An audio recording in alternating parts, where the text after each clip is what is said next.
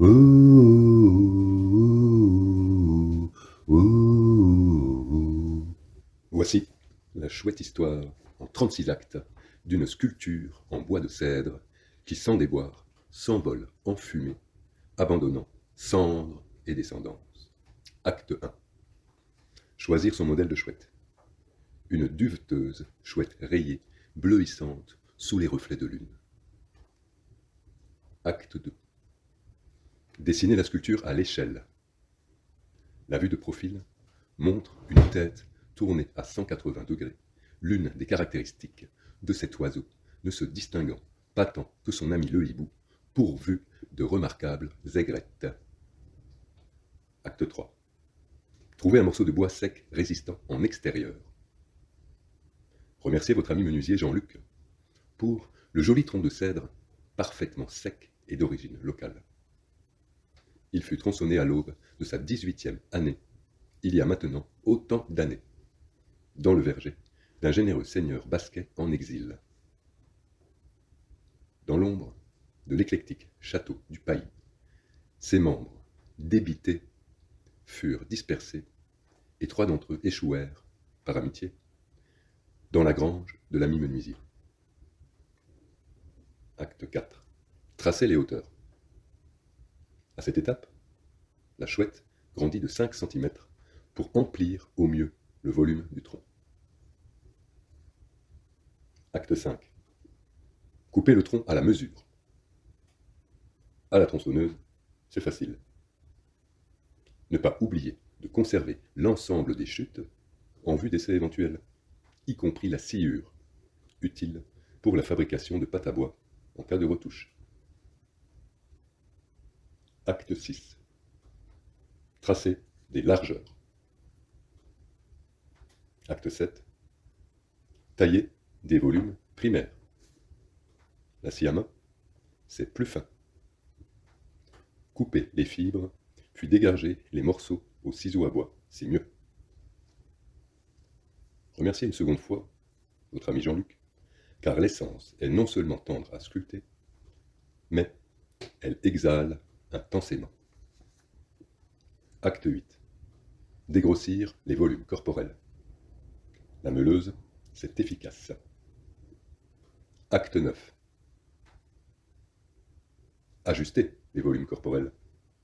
À ce stade, la queue en éventail, initialement projetée, se transforme en pointe, car l'épaisseur de matière nécessaire à sa solidité, loin de celle d'une simple plume, génère un aspect disgracieux chez l'oiseau. Acte 10. Affiner le volume de la gueule. La Dremel, c'est précis. Façonner le regard jusqu'à ce que l'âme de la chouette transparaisse à travers le bois. Acte 11. Dessiner des plumes. Symétriquement, ajuster le motif ogival pressenti sur le corps. Pour rappel, la taille directe génère une tension chez l'artiste lors de son travail, car il n'existe pas de marche arrière possible. Afin d'éviter tout stress, il suffit d'être pleinement convaincu d'être sur la bonne voie.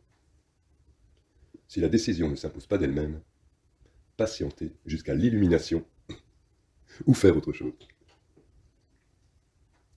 Les yeux dans le ramage. Imaginez précisément les volumes en 3D. Dans le doute, sculptez un échantillon sur une chute de bois. La conclusion s'impose. Le ramage confère un aspect trop maigrelet, piquant, voire kitsch à la chouette, envisagée originellement pleine et duveteuse comme un nuage. Acte 12. Sculpter les plumes. Graver de simples lignes de barbe les unes après les autres, sans se barber. Acte 13. Imbiber le bois d'une huile de qualité jusqu'à ce qu'il soit complètement désaltéré. Après 1 litre bu au pinceau, pensez au bain pour la prochaine. Acte 14. Colorer la belle à l'aide de pigments dissous dans la même huile. Soutenir son regard. Utiliser les chutes pour tester les effets. Acte 15. Admirez votre œuvre. La sculpture est terminée. La chouette est prête à prendre son envol. Elle est si jolie. Alors, il ne faut surtout pas la laisser partir comme cela. Acte 16. Ne pas réveiller la chouette endormie sur la plage, la tête dans le sable.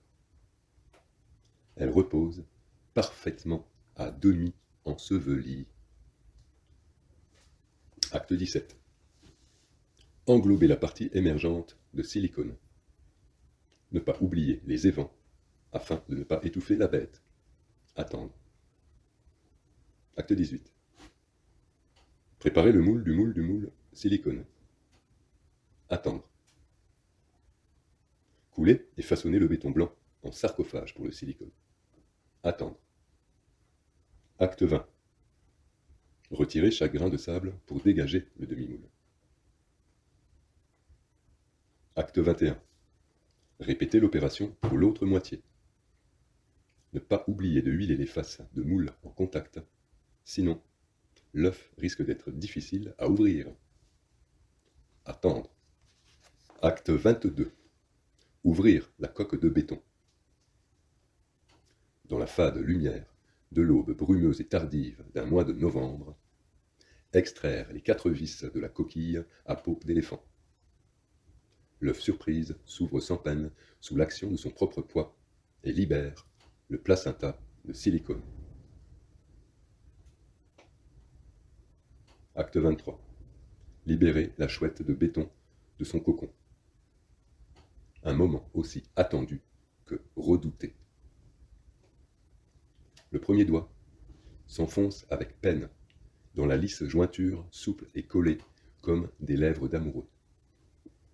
Le second s'enfonce à ses côtés, atteignant cette fois la limite dure.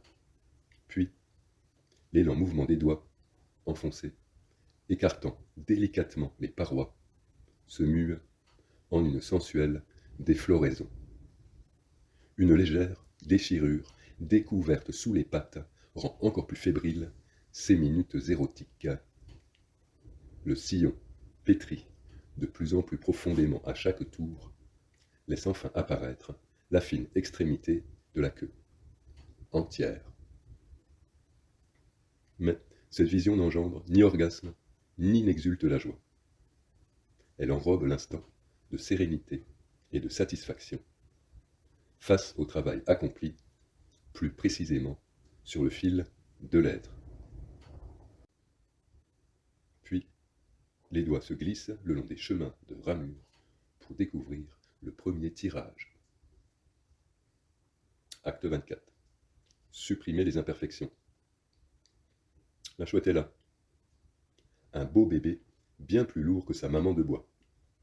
Pas si blanche à cause du sable utilisé, et avec une tonsure, la faisant tout droit sortir d'un monastère. Vernir et patiner le béton par nostalgie dans le style de sa mère. Acte 26. Teindre une nouvelle chouette en bleu, pourquoi pas. Acte 27. Une rouge. Acte 28. Une verte. Acte 29. Multiplier les chouettes par toutes les couleurs. Acte 30. Réduire la sciure en fine poussière le temps d'un tour en moulin à café. Acte 31. Parfaire son séchage tranquillement au coin du feu. Acte 32.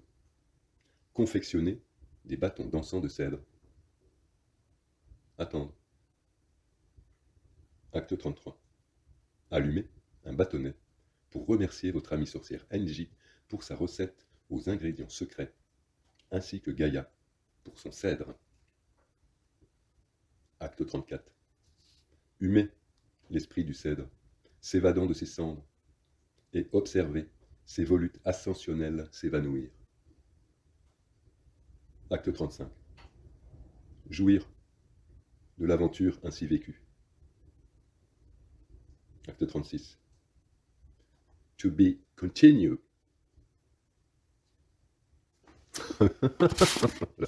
C'était encore un texte magnifique, made by la mer.